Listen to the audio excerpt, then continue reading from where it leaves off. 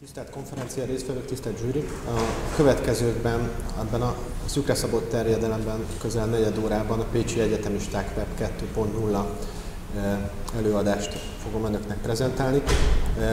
Alapvetően az előadás nagy része az inkább gyakorlatorientált lesz, mentségemre szóljon, hogy a tanulmány, ami elkészült és beadásra került, az inkább az elméleti hátterét írja le a jelenségnek. Úgy gondolom, hogy negyed órában inkább a gyakorlattal érdemes foglalkozni. Ez mutatja leginkább azt, hogy milyen felhasználási lehetőségei vannak. Egyrészt a közösségi oldalaknak, másrészt a Web 2.0 szemléletnek. Amiről szeretnék beszélni, az már csak azért is sűríthető nehezen 15 percben, mert közel egy éves munka van benne.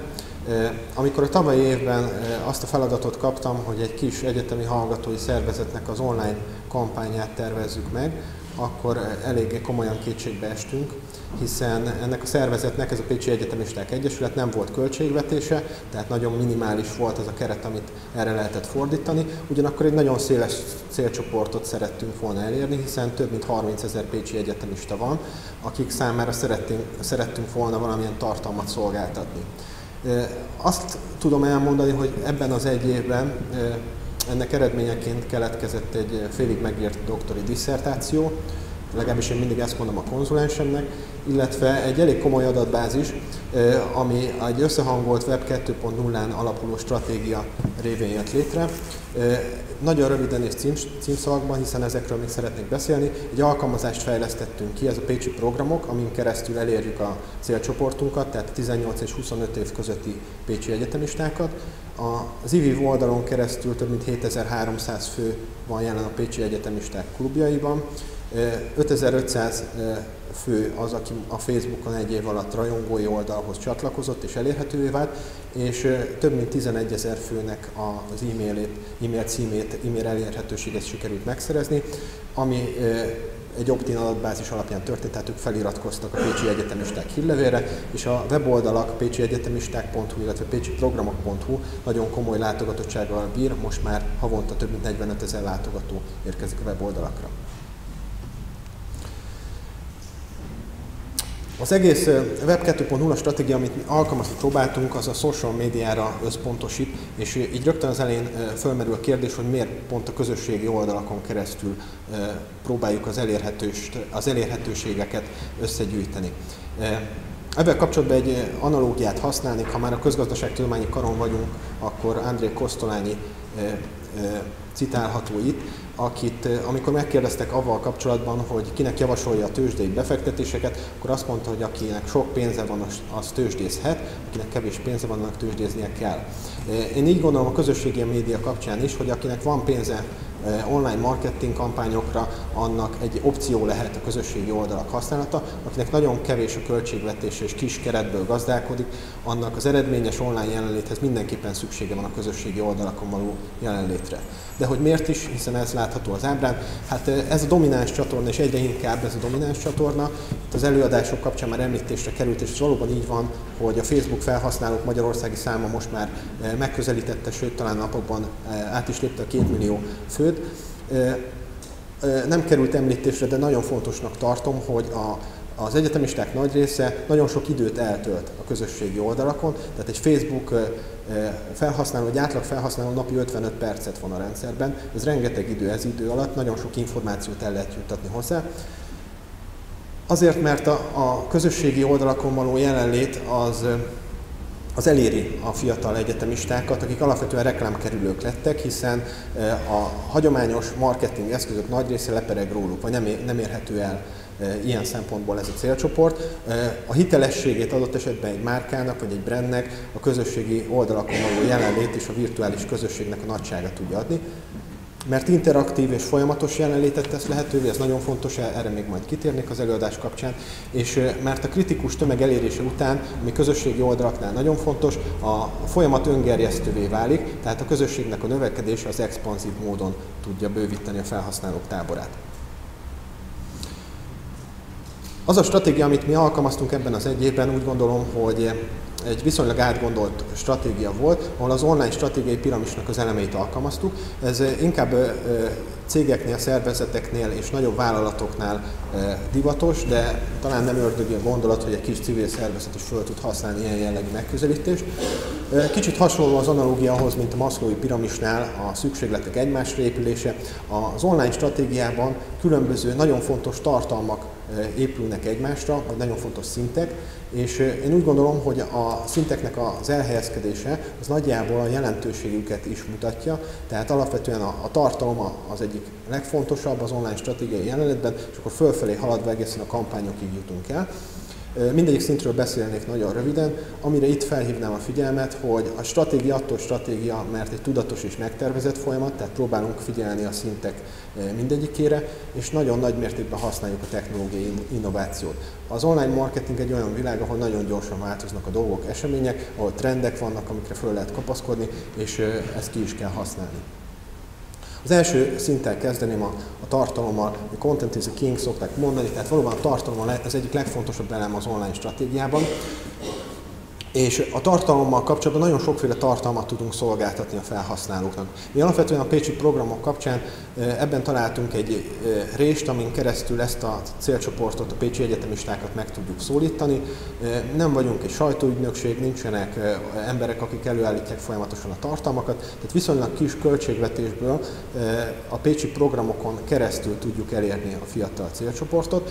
A tartalommal kapcsolatban nagyon sok funkció elem van, ami megjelenhet. Én úgy gondolom, hogy mi megpróbáljuk szinte mindegyik tartalmi elemet ötvözni, tehát értékes tartalmat adunk, exkluzív tartalmat, ami csak a felhasználókhoz jut el, érdekes vagy szórakoztató tartalmat, hiszen alapesetben ugye pécsi programokról, program lehetőségekről adunk tájékoztatást, ingyenes tartalmat, tehát nem kell fizetni érte, és ami nagyon fontos a Web 2.0-ban, hogy megosztható a tartalom, tehát a felhasználók azok nem csak tartalomfogyasztók, hanem tartalomgenerálók is egyben, és a közösségi oldalakon keresztül ők maguk tudják a tartalmakat egymás között terjeszteni.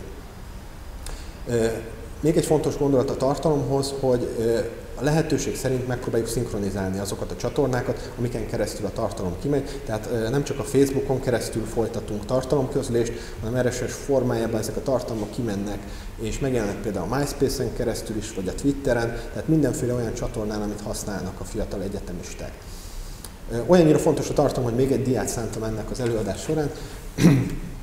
Valóban az egyik legfontosabb dolognak tartom az online marketingben a tartalomnak a meglétét, mert valódi közösséget csak tartalomra építkezve lehet létrehozni a világhálón. Tehát lehet adott esetben egy nagy létszámú virtuális csődületet összehozni, de hogyha nincsen valódi tartalom, ami köré egy közösség szervezhető, vagy ami folyamatosan adható a célcsoportnak, akkor ez a közösség nem fog megfelelően működni. És ezeket a tartalmakat valóban minden csatornán megpróbáljuk adni. Én is úgy tapasztalom, hogy kevesebbet olvasnak Magyarországon blogot, de azért a blogra is kirakjuk ezeket a tartalmakat. Megjelenik a tartalom a pécsi egyetemisták hírlevélen keresztül is, illetve hát a Facebook csatorna az egyre fontosabbá válik.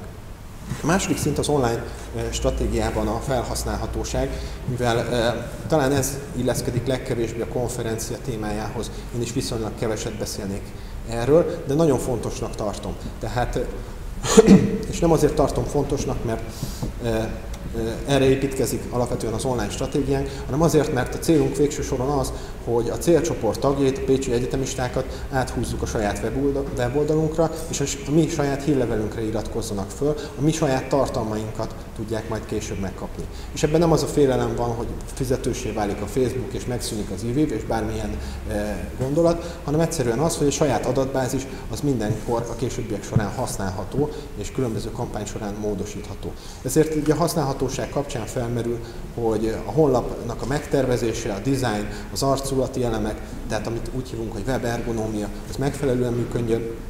Nagyon fontosnak tartom azt, hogy ha egy közösségi platformon megjelenítünk valamilyen információt, akkor az hogyan érkezzen vissza a weboldalra. Ez az, amit úgy hívunk, hogy landing page, tehát hogy tudnak adott esetben feliratkozni a mi saját hírlevelünkre.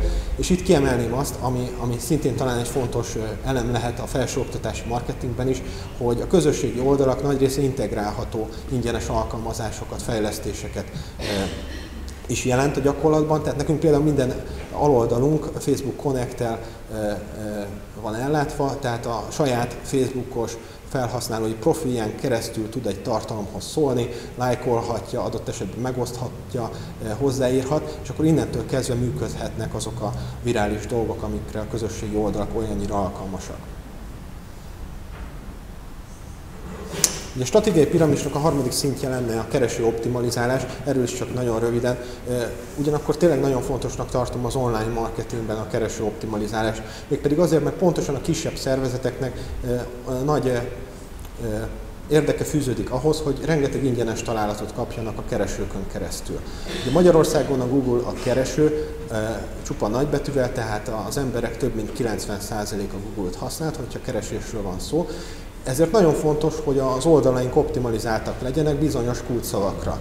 Hogyha nem vagyunk az első 10 találat között, akkor a felhasználók nagy valószínűséggel nem fognak eljutni hozzánk, ezért megpróbáljuk az oldalakat kereső optimalizáltan működtetni, és amit itt még hozzátennék, hiszen a közösségi marketingről is szó van, hogy a közösségi marketing oldalak, vagy a közösségi oldalakon keresztül is működik a kereső funkció. Tehát a YouTube-on keresztül ugye nagyon fontos, hogy adott esetben hozzánk jussanak el a pécsi egyetemisták, vagy a Facebook most már lehetőséget biztosít arra, hogy egy egyedi URL-lel gyakorlatilag a saját rajongói klubunkat, ugye Facebook per pécsi egyetemisták URL hivatkozással elérhetővé tesszük, és innentől kezdve nagyon gyorsan kereshetőek vagyunk a közösségi oldalakon keresztül is.